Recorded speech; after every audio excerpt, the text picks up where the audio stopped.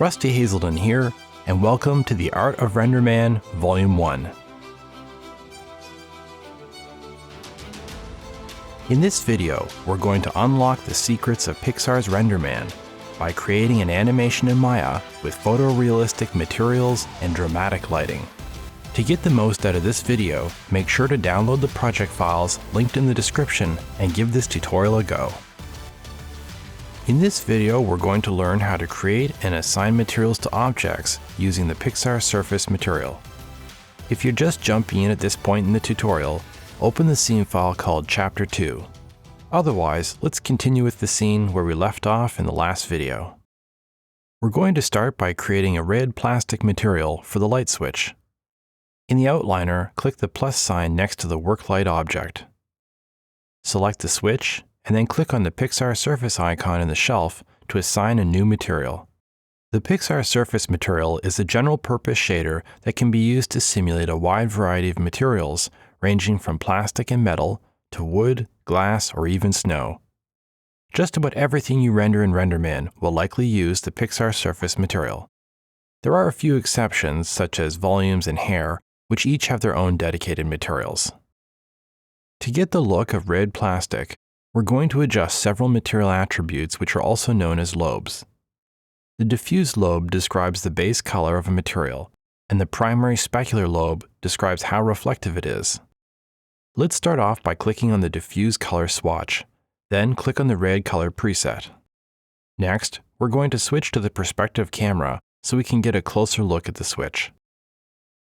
Select the switch in the outliner and press the F key to zoom in on it. Right-click on the IPR clapboard icon and select the perspective camera. This will launch an interactive preview render in the render view. Let's make the red material appear more like plastic by adding a bit of reflectivity using the primary specular lobe. There are two specular Fresnel modes. The artistic mode can be used to create stylized materials that defy the laws of physics, and the physical mode is physically accurate. Let's switch to the physical mode. Set the edge color to white by dragging the slider to the right. Now we have a nice red plastic material. The last step in creating a material is to give it a unique name. Let's rename this switch material. Let's create a black material for the handle. Select the handle and click on the Pixar surface icon on the shelf to create a new material. Let's start off by naming it Handle Material. Drag the diffuse color slider to the left to change the color to black. This material needs a bit of reflectivity, so in the primary specular lobe, set the specular Fresnel mode to physical. Then drag the edge color slider to the right to change the color to white. At this point, we have a reflective surface, but it's a bit too reflective. Let's use the roughness control to blur the reflections and give it a dull, rubber-like appearance. The roughness scale goes from 0 to 1. At 0, the surface produces a mirror-like reflection. The reflection we're seeing on the surface is actually the environment image assigned to the dome light. At 1, it looks like a matte surface without any visible reflections. Let's go for a value of 0.45, which looks like rubber. Next up, we're going to create a wood material for the floor. Zoom out a bit in the perspective view so the floor and the work light are visible. Select the floor and assign a Pixar surface material. Rename the material Wood Material. To create a convincing wood material, we're going to use a texture map of old wooden planks and combine it with a bump map. Let's start with the bump map. Expand the global section and click the map icon next to the bump attribute. In the Create Render Node window, expand the RenderMan Pattern section and click on Bump. Since we're going to use a grayscale bump map, select the PXR bump node. Select the floor in the outliner and navigate to the PXR bump node. In the Pattern section, click the map icon next to Input Bump.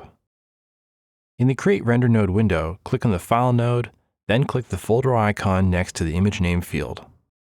In the Source Images folder, select woodbump.tex and click Open. Rename the file node Wood Bump File. Switch to the Place 2D Texture node. Change the Repeat UV to 4 by 4.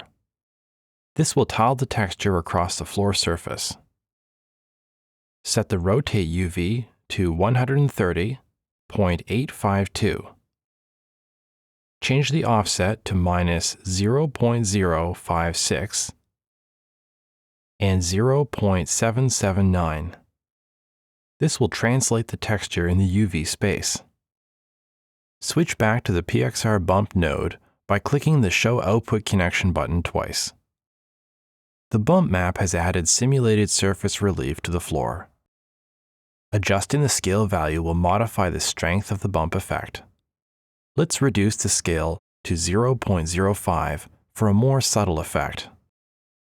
Select the floor in the outliner and then switch to the wood material in the Attribute Editor. In the Diffuse section, click the map icon next to Color. Click on the File node. Then click on the folder icon next to Image Name. Select wooddifuse.tex and click Open. Rename the file node Wood Diffuse File. Now we're going to open the Hypershade to adjust the texture placement.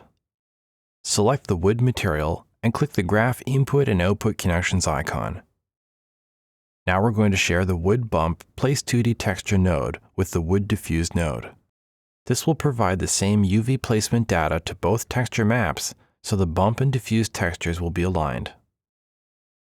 Delete the Place 2D Texture node connected to the Wood Diffuse node, and then select the Place 2D Texture node connected to the Wood Bump node.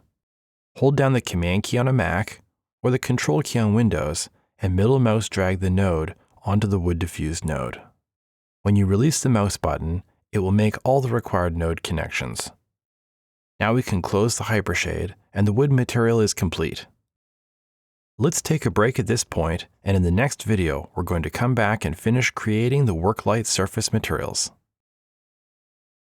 Well, let me know if you like this video. And be sure to subscribe and hit the bell so you don't miss the next tutorial. If you have any questions or suggestions, post them down below in the comments and I'll take a look. I'm Rusty Hazelden, and thanks for watching.